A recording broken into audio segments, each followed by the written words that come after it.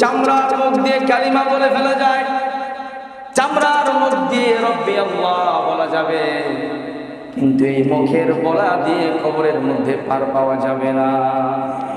কবরের মধ্যে রব্বি আল্লাহ, আমার রব আল্লাহ, এই কথা বলার জন্য ব্যাকগ্রাউন্ডে রবের চর্চা থাকতে হবে। কি থাকতে হবে? ব্যাকগ্রাউন্ড লাইফের মধ্যে, দুনিয়ার জীবনে রবের চর্চা থাকতে হবে। রব্বি আল্লাহ দুই শব্দের জবাব পরিচালিত হয়েছিল, সে বলতে পারবে, অন্য কারো জবান দিয়া আসবে না। অন্য কারো জবান দিয়া, চামড়ার মুখ দিয়ে অনেক কিছু বলে ফেলা যায়, মানলেও বলা যায়, না মানলেও বলা যায়, কিন্তু ওখানে চামড়ার মুখ কাজ করবে না। চামড়ার মুখে জবাব দেবে, কিন্তু জবাব দেওয়ার জন্য পিছনে ব্যাকগ্রাউন্ডে আমল থাকতে হবে। দুনিয়াতে অনেক বেঈমানরাও বিপদে পড়লে আল্লাহ বলে ফেলে। কি বলে? লঞ্চে যাচ্ছে, তুফান শুরু হয়েছে, আগে রাম রাম অনেক কিছু, কিন্তু যখনই না তুফান শুরু হলো, সঙ্গে সঙ্গে কি শুরু হয়ে গেল? আল্লাহ আল্লাহ শুরু হয়ে গেল। মুশরিকও বিপদে পড়লে আল্লাহ বলে, মুশরিকরাও বিপদে পড়লে মাঝে মাঝে কালিমা বলে ফেলে। আমরা শুনছি অনেক আগের ঘটনা, হ্যাঁ, স্বাধীনতা যুদ্ধের সময় পাক ফৌজ এরা ওই ধৈর্য মানুষকে ধৈর্য জিজ্ঞাসা করতো, আবে তো হিন্দি হইয়া মুসলমান, তো যদি মুসলমান হতো তাহলে নাকি ছেড়ে দিত। আমি তো জানি না, ওই সময় ছিলাম না, শুনছি মুরুকিদের থেকে, अगर मुस्लिम होते तो छोड़ दो, साले को छोड़ दो, और यदि हिंदू है ये मलऊन है, इसको पकड़ो, इसको साइज करो। तो हिंदू बोले हैं कलेमा बतलाओ, कलेमा बताओ। तो एक हिंदू एक तरह दौड़ से धैर्य बोलते से अबे तो हिंदू है मुसलमान है, तो जिज्ञासा करते हैं कारण हलो চেহারা শুরুতে মুসলমান আর হিন্দু অনেক সময় কাছাকাছি, কি বলেন, অনেক সময় এমন হয়ে যায় বেশভূষা।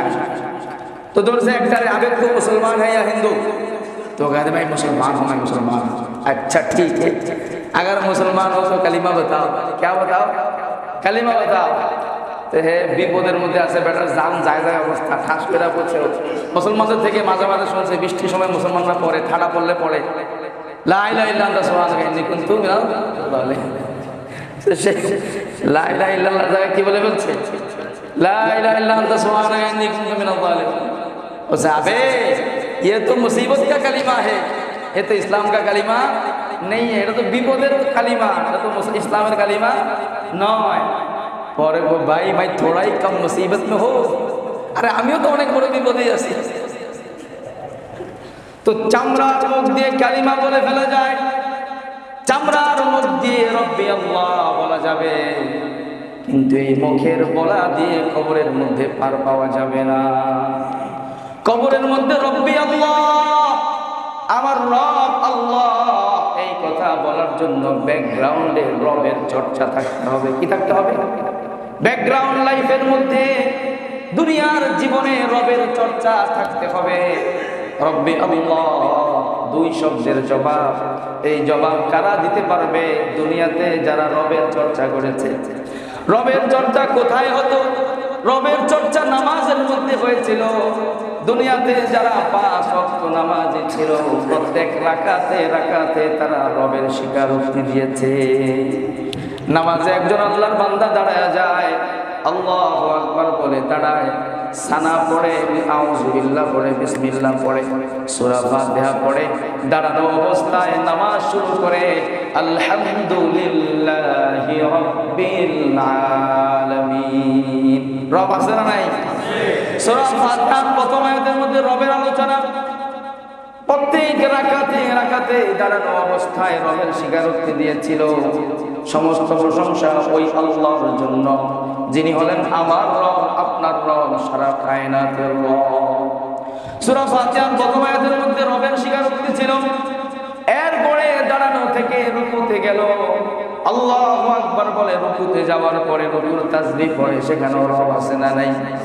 সুবহানা রাব্বিয়াল আযীম, সুবহানা রাব্বিয়াল আযীম, সুবহানা রাব্বিয়াল আযীম।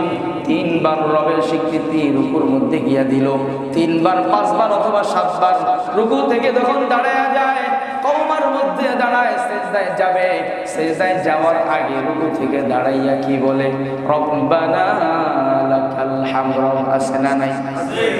সিজদায় যাওয়ার আগে দাঁড়ানো অবস্থায় রবের স্বীকৃতি দিলাম, আবার জমিনের মধ্যে লুটাইয়া পড়লাম, রবের কদমের উপরে সেজদায় রুকে পড়লাম, কুদরতি পায়ের উপরে যখন সেজদা দিলাম তখন এটাই বলতেছি সুবহানা রাব্বিয়াল আ'লা, সুবহানা রাব্বিয়াল আ'লা, সুবহানা রাব্বিয়াল আ'লা।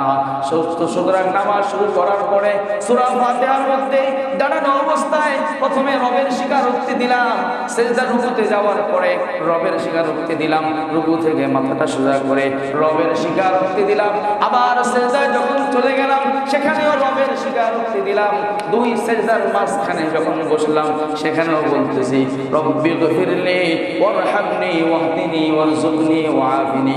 দুই সেজদার মাঝখানেও রব আছে, দ্বিতীয় সেজদার মধ্যেও রব আছে। একজন ইমানদার যখন নামাজে দাঁড়ায় প্রত্যেক রাকাত নামাজের মধ্যে কমের পক্ষে 11 বার রব বলে আল্লাহকে স্বীকৃতি দেয়। যেই লোক সবাই সমস্যার জবাব দিবে হ্যাঁ হ্যাঁ আমরা আপনাকে মানতাম আল্লাহ, আল্লাহ বলবেন যদি আমাকে মেনে থাকো তাহলে একটু প্রমাণ দাও। প্রমাণ দিতে হবে। প্রমাণ কিভাবে দিবে? আল্লাহ রাব্বুল আলামিন কোরআনুল কারীমের মধ্যে বলেন ইয়াউমা ইউকশাফু আন সাকিন ওয়া ইউদআউনা ইলাস সুজুদ।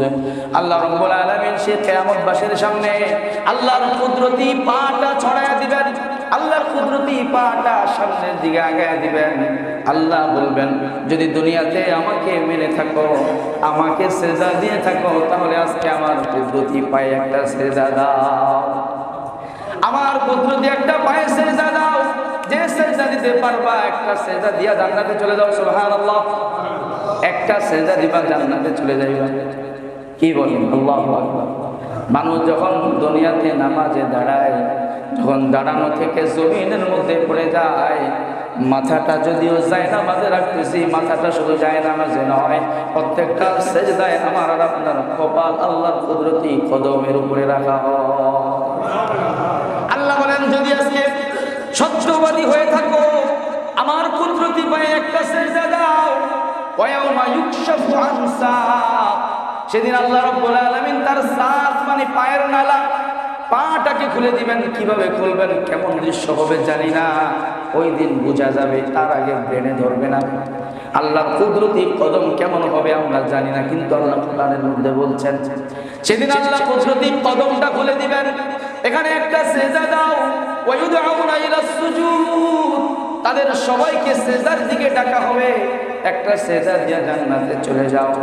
এবার যারা দুনিয়াতে নিয়মিত সেজদা দিত, যারা দুনিয়াতে 5 ওয়াক্ত নামাজি ছিল, তারা আগায় আসবে।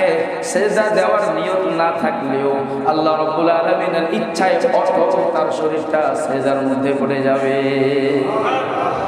দুনিয়াতে যারা নিয়মিত আল্লাহকে সেজদা দিত, ওখানে যাওয়ার পরে কপালটা অটো আল্লাহর কদমের মধ্যে পড়ে যাবে, সেজদা হয়ে যাবে, সেজদা থেকে উঠেই সোজা জান্নাতে চলে যাবে।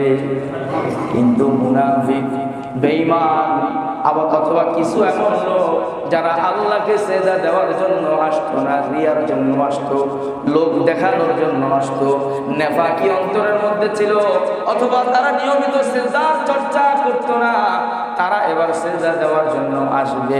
সেজদা দেওয়ার জন্য আপনারা বলেন আমরা যখন দাঁড়ানো থেকে শরীরটা বাঁকা করে সেজদার দিকে যাই, আমাদের পেছনে মাজার মধ্যে, কোমরের মধ্যে, পিঠের মধ্যে একটা হাড় আছে, একটা মেরুদণ্ড আছে। এই মেরুদণ্ডের হাড়গুলো বাঁকা হয়, তখনই তো আমরা সেজদায় যাইতে পারি। বাঁকা না হইলে কি সেজদা দেওয়া সম্ভব?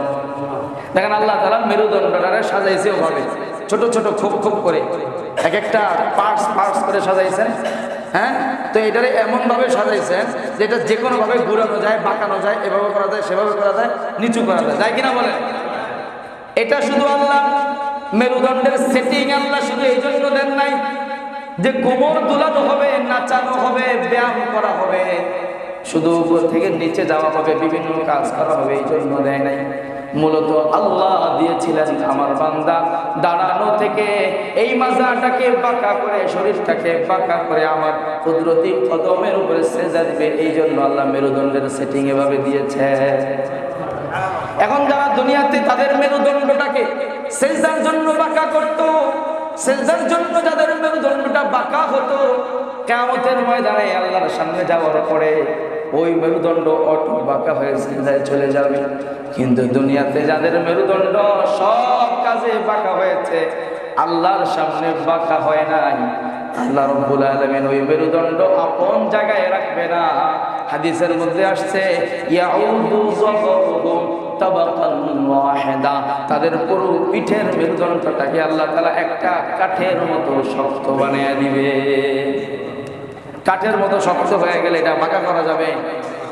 এবার তারা আল্লাহর সামনে দাঁড়াইয়া সিজদা দেওয়ার জন্য চেষ্টা করবে, কোমরটাকে পিঠটাকে বাঁকা করার জন্য জমিনের দিকে নেওয়ার জন্য চেষ্টা করবে, কিন্তু মেরুদণ্ড কাজ করে না, আটকে গেছে। পুরাটা একটা শক্ত কাঠের মতো হয়ে গেছে, নিচের দিকে নেওয়া যায় না। এদিকে চেষ্টা করে সেদিকে চেষ্টা করে, যখন বেশি শক্তি দিয়ে চেষ্টা করবে হাদিসের মধ্যে পাওয়া যায় শরীরটা উল্টে পিছনের দিকে পড়ে যাবে। আল্লাহ বুঝে ফেলবেন এই শয়তান দুনিয়াতে আমাকে কোনোদিন সিজদা দেয় না। আল্লাহ বলবেন তাকে ধরো, পাকড়াও করো, তাকে অধোমুখী করে লাঞ্ছিত অবস্থায় জাহান্নামে ফেলে দাও। এই কারণে রবের স্বীকৃতি সবাই দিতে পারবে না। দুনিয়াতে যারা রবের স্বীকৃতি দিয়েছিল, রবের ঘোষণা প্রত্যেক রাকাতে দিয়েছিল, তারাই দিতে পারবে। রব্বি আল্লাহ বলার জন্য দুনিয়াতে 5 ওয়াক্ত নামাজের চর্চা করা ছাড়া কোনো উপায় না। মেরাজের শিক্ষা নিয়ে অনেক কথা বলা যাবে। মেরাজের শিক্ষার মূল শিক্ষা হলো, মেরাজের সফরের মূল আমাদের জন্য মেসেজ হইল আমরা যেন 5 ওয়াক্ত নামাজি কি হয়ে যায়, 5 ওয়াক্ত নামাজি হয়ে যায়। সময় কম, মেরাজের ঘটনা এত বিস্তৃত, এত লম্বা যে কোনটা ধরলে কোনটা শেষ করতে পারবো আমি জানি না। মেরাজের মধ্যে বলেছিলাম যে আল্লাহ তাআলা 5 ওয়াক্ত নামাজ গিফট দিয়েছিলেন আল্লাহর রাসূলকে আমাদের জন্য। কাদের জন্য? আমাদের জন্য। আল্লাহ রাসূল বলছেন উতিতু লাইলাতুল মিরাজি সালাসান, আমাকে মেরাজের রাত্রিতে 3টা জিনিস গিফট দেওয়া হয়েছে, 3টা জিনিস পুরস্কার দেওয়া হয়েছে। এই 3টা জিনিসের মধ্যে 1 নাম্বার জিনিস হলো সালাওয়াতুল খামস, 5 ওয়াক্ত নামাজ। কয় ওয়াক্ত নামাজ? 5 ওয়াক্ত নামাজ। 2 নাম্বার পুরস্কার দেওয়া হয়েছে খাওয়াতিমু সূরাতুল বাকারা, সূরা বাকারার শেষ 2 আয়াত। আমানার রাসূলু বিমা উনজিলা ইলাইহি মির রাব্বিহি ওয়াল মুমিনুন, এখান থেকে নিয়ে সূরার শেষ পর্যন্ত ইলাইহিল মাসির পর্যন্ত সূরা বাকারার শেষ 2 আয়াত সবাই মুখস্থ করে নেবেন। আল্লাহ রাসূল সাল্লাল্লাহু আলাইহি ওয়াসাল্লাম বলেন আল্লাহ তাআলা মেরাজের রাত্রিতে আমাকে 2 নাম্বার পুরস্কার দিয়েছেন সূরা বাকারার শেষ 2টা আয়াত। এই 2 আয়াতের মধ্যে বান্দা আল্লাহর কাছে অনেকগুলো জিনিস চেয়েছে, অনেকগুলো দোয়া করেছে। আল্লাহর রাসূল বলেন মান করাআহুমা ফি লাইলাতিন কাফাতা, এই সূরা বাকারার শেষ 2 আয়াত যদি আমার কোন উম্মত রাত্রে বেলা পড়ে, এই 2 আয়াত সারা রাতে তার জন্য যথেষ্ট হয়ে যাবে। সারা সূরা বাকারার শেষ 2 আয়াত যারা পারেন পড়ে নেবেন, মুখস্থ করে নেবেন, ঘুমানোর সময় পড়বেন। অনেকগুলো দোয়া আছে এর মধ্যে, করে যদি পড়ে তাহলে আল্লাহ তাআলা তার জন্য যথেষ্ট হয়ে যাবে। কিসের থেকে যথেষ্ট হবে, কি বিষয়ে যথেষ্ট হবে, এটার ব্যাখ্যা করতে গিয়ে মুহাদ্দিসিনে কেরাম বলেছেন যে ওই রাত্রে যত ক্ষতিকারক জিনিস আছে এগুলোর থেকে হেফাজতের জন্য আল্লাহ যথেষ্ট হয়ে যাবে। আবার কেউ বলেছেন ওই রাত্রে দুনিয়াতে যত কল্যাণ আল্লাহর পক্ষ থেকে নাজিল হয় সব কল্যাণ যাতে সে পাইতে পারে এই জন্য আল্লাহ যথেষ্ট হয়ে যাবে। কেউ বলেছেন এর ব্যাখ্যা হলো দুনিয়াতে ওই রাত্রে যত মানুষ যত ন্যাক আমল করবে, সে যদিও ন্যাক আমলগুলো করতে না পারে, যারা ন্যাক আমল করবে সবচেয়ে বেশি তাদের সমপরিমাণ ন্যাক আমল তার আমল নামায় যুক্ত করার জন্য আল্লাহ যথেষ্ট হয়ে যাবে। সুবহানাল্লাহ, পড়বেন তো ইনশাআল্লাহ। মেরাজের রাত্রিতে আল্লাহ তাআলা আল্লাহর রাসূলকে কয়টা পুরস্কার দিয়েছেন? 3টা পুরস্কার দিয়েছেন। 1 নাম্বার পুরস্কার হলো 5 ওয়াক্ত নামাজ, 2 নাম্বার পুরস্কার হলো সূরা বাকারার শেষ 2 আয়াত, 3 নাম্বার পুরস্কার আল্লাহ তাআলা আল্লাহর রাসূলকে বলে দিয়েছেন ও আইয়ুগফারা লিউম্মতি মান লাম ইউশরিক বিল্লাহ, আমার উম্মতের মধ্যে কেউ যদি আল্লাহর সাথে কাউকে শরীক না করে, ঈমান যদি তার ভঙ্গ না হয়, ঈমান যদি তার হাতছাড়া না হয়ে যায়, যদি শিরকের গুনাহ থেকে মুক্ত হয়ে আল্লাহর দরবারে কেউ পৌঁছে যায়, আমি নবী মুহাম্মদের বরকতে, আমি নবী মুহাম্মদের মারফতে আল্লাহ রাব্বুল আলামিন আমার ওই উম্মতকে ক্ষমা করে অবশ্যই একদিন না একদিন জান্নাতে দিয়ে দিবে। কি না থাকতে হবে? শিরক না থাকতে হবে। কি না থাকতে হবে? এই তিনটা পুরস্কার দিয়েছেন মেরাজের রাতে। তিন পুরস্কারের মধ্যে প্রথম পুরস্কার ছিল 5 ওয়াক্ত নামাজ। এখন আসেন 5 ওয়াক্ত নামাজ। আল্লাহ রাব্বুল আলামিন প্রথমে আল্লাহর রাসূলকে 50 ওয়াক্ত নামাজ দিলেন। 5 ওয়াক্ত নামাজ দেন নাই, কয় ওয়াক্ত নামাজ দিয়েছেন? 50 ওয়াক্ত নামাজ দিয়েছেন। 50 ওয়াক্ত নামাজ নিয়ে আল্লাহর রাসূল দুনিয়ার দিকে চলে আসতেছেন। 6 নম্বর আকাশে যখন আসলেন, 7 আকাশে 7 জন নবী ছিলেন। 6 নম্বর আকাশে মুসা আলাইহিস সালাতু ওয়াস সালাম ছিলেন। মুসা আলাইহিস সালাতু ওয়াস সালামের সাথে সাক্ষাৎ হয়ে যায়। নবী মুসা জিজ্ঞাসা করেন, ও ভাই মুহাম্মদ, আল্লাহর দরবারে গিয়েছিলেন, অবশ্যই কিছু না কিছু হাদিয়া নিয়ে আসছেন, বলেন আপনার উম্মতের জন্য আল্লাহ কি হাদিয়া দিয়েছে? নবী জবাব দেয়, আল্লাহ রাব্বুল আলামিন আমার উম্মতের জন্য 50 ওয়াক্ত নামাজের হাদিয়া দিয়েছে। কয় ওয়াক্ত? খাইছে রে 50 ওয়াক্ত নামাজ। হ্যাঁ 5 ওয়াক্তই বলে না, দিছে কয় ওয়াক্ত? আচ্ছা 50 ওয়াক্ত দিলে ব্যবসা বাণিজ্য, চাকরি বাকরি, বিয়ে শাদীর কোনো রাস্তা ছিল? বলেন সুযোগ ছিল কোনো? আচ্ছা আল্লাহ যদি 50 ওয়াক্তই আমাদের উপর অবধারিত করে দিতেন, কোনো প্রশ্ন করার সুযোগ ছিল? বানাইছেন কে? আল্লাহ।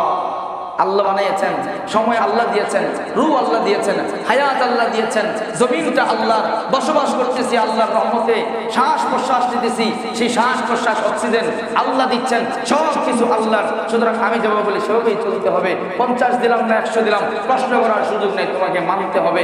আল্লাহ 50 দিলে অভিযোগ করার সুযোগ ছিল? 50 ওয়াক্ত নিয়ে চলে আসছেন। নবী মুসা বলে, ইন্না উম্মাতাকা লা তুতিকু যালিক। খাইছে, ও মুহাম্মদ কি করলেন? আপনার উম্মত 50 পারবে না। ইন্নী বালাউতু বনি ইসরাঈলা, আমি বনি ইসরাইলের পরীক্ষা নিয়ে আসছি। বনি ইসরাইলকে যা যা বলছি উল্টাটা করতো, আপনার উম্মত পারবে না। ফাযহাব ইলা রাব্বিকা ওয়াসালহু তাখফীফা, আল্লাহর কাছে ফিরে যান, কমায়া দিতে বলেন, পারবে না। এবার নবী মুহাম্মদ সাল্লাল্লাহু আলাইহি ওয়াসাল্লাম আল্লাহর কাছে যায়, গিয়ে দোয়া করে, আল্লাহুম্মা খাফফিফ আন উম্মতি, ও আল্লাহ আমার উম্মতের জন্য আপনি একটু হালকা করে দেন। ফাহাত্তাহু খামসান, হাদিসের মধ্যে পাওয়া যায় আল্লাহ রাব্বুল আলামিন প্রথমবার দোয়ার পরে 5 ওয়াক্ত কমায়া দিলেন। 5 ওয়াক্ত কমানোর পরে নবী মুসার কাছে আসলে জিজ্ঞাসা করে, কতটা কমাইছেন? বলে 5 ওয়াক্ত কমিয়েছি। বলে 45 ওয়াক্ত আছে, পারবে না, আবার যান। 45 ওয়াক্ত পারবে না, আবার যান। আবার গেলেন, আবার দোয়া করলেন, আল্লাহুম্মা খাফফিফ আন উম্মতি, আয় আল্লাহ আমার উম্মতের জন্য হালকা করে দেন। আবার 5 ওয়াক্ত কমাইলেন, আবার আসছেন, বাকি থাকে 40 ওয়াক্ত। মুসা বলে পারবে না, আবার যান। আল্লাহর রাসূল বলেন, ফামা জিলতু আখতালিফু বাইনা রাব্বি ওয়া বাইনা মুসা, আমি বারবার মুসা এবং আমার রবের মাঝখানে আসা যাওয়া করতে লাগলাম। ওয়া ফি কুল্লি যালিকা ইয়াহুতু আন্নী খামসান খামসা, প্রত্যেকবার আল্লাহ তাআলা আমার থেকে 5 ওয়াক্ত করে কমাইলেন। এমন করে আমি 9 বার আপ ডাউন করলাম, যাতায়াত করলাম। কয়বার? 9 বারে 5 ওয়াক্ত করে কমাইলে বাদ গেল কয় ওয়াক্ত? 5 9 45 ওয়াক্ত নামাজ খুব হয়ে যায়, বাকি থাকে 5 ওয়াক্ত। 5 ওয়াক্ত নিয়ে যখন আসলাম, নবী মুসা জিজ্ঞাসা করেন, নবী মুহাম্মদ আর কত ওয়াক্ত বাকি? বলে আর মাত্র 5 ওয়াক্ত বাকি আছে। ওই আমি জানি এটাও পারবে না, এটাও। কারণ নবী মুসা বাস্তবতার সম্মুখীন ছিলেন। উম্মত যে কত ঠেডা মার্কা হতে পারে উনি দেখে গেছেন। একদিকে বললে আরেক দিকে যায়, হ্যাঁ, সোজা বললে বাঁকা যায়, দাঁড়াইতে বললে হাঁটে, হাঁটতে বললে দাঁড়া। কি বলেন? উম্মত যে কত ঝামেলা করতে পারে উনি দেখে গেছেন। 5 ওয়াক্তও পারবে না। এখন উনি আমাদের মুসা আলাইহিস সালাতু ওয়াস সালাম এই উম্মতের বাহ্যিক অবস্থাটা অনুভব করতে পারছেন। বলেন আমাদের ব্যাপারে নবী মুসা যেই ধারণা করছেন খারাপ করছে, বেশি ধারণাটা বেশি খারাপ করছে। 5 ওয়াক্তও পারবে না, আমি জানি পারবে না, 5 ওয়াক্তও পারবে। এবার নবী মুহাম্মদ সাল্লাল্লাহু আলাইহি ওয়াসাল্লাম জবাব দেয়, ও ভাই মুসা, কতবার আমি আমার রবের কাছে গেলাম, 9 বার গেলাম, প্রত্যেকবার বাস করে ঘুমাইলেন। আর কত যাব, ইস্তাহিয়াইতু রব্বি, আমার লজ্জা হচ্ছে, আর যেতে পারবো না। এটা একটা বিষয়। 2 নম্বর বিষয় হলো 5 ওয়াক্ত নামাজ আল্লাহর পক্ষ থেকে দেওয়া একটা হাদিয়া। আমার উম্মতের জন্য আল্লাহ হাদিয়া হিসেবে 5 ওয়াক্ত নামাজ দিয়েছেন। আমার উম্মতের যখনই কোনো বিপদ হবে, যখনই কোনো মুসিবত হবে, এই নামাজের মাধ্যমে আমার উম্মত তাদের মুসিবতগুলো দূর করবে। আমার উম্মত নাফরমানি করবে, গুনাহ করবে, নামাজের মাধ্যমে তাদের গুনাহ আল্লাহ মুক্ত করবেন, পবিত্র করবেন। নামাজের মধ্যে আল্লাহ গুনাহ থেকে পবিত্রতার ব্যবস্থা রেখেছেন। আল্লাহর রাসূল বলেন, কোন বান্দা যদি 5 ওয়াক্ত নামাজ ফজর থেকে এশা পর্যন্ত আদায় করে, রুকু সিজদা এবং ওযু ঠিকমতো করে যদি আদায় করে, একটা শীতকালে গাছকে নাড়া দিয়ে বললেন, দেখো গাছের পাতাগুলো কিভাবে ঝরে যায়, সবগুলো পাতা ঝরে গেল। সালমান ফারসিকে আল্লাহর রাসূল বললেন, ও সালমান শুনে রাখো, আমার কোন উম্মত যদি নামাজের হক আদায় করে 5 ওয়াক্ত নামাজ পড়ে, শীতকালে গাছের পাতাগুলো যেমন পড়ে যায়, আমার উম্মতের দেহ থেকে গুনাহগুলো এভাবে ঝরে পড়ে যাবে। এই নামাজের মাধ্যমে আমার উম্মত তার দুনিয়ার রিজিকের ফয়সালা করবে। নামাজের মাধ্যমে আমার উম্মতের ঘরের মধ্যে শান্তি আসবে। নামাজের মাধ্যমে আমার উম্মতের হৃদয়ের মধ্যে প্রশান্তি আসবে। নামাজের মাধ্যমে আমার উম্মত অসুস্থতা থেকে সুস্থতার নিয়ামত লাভ করবে। নামাজের মাধ্যমে আমার উম্মত আসমানের সাথে সম্পর্ক কায়েম করবে। নামাজের মাধ্যমে সব পেরেশানি থেকে মুক্তি লাভ করবে।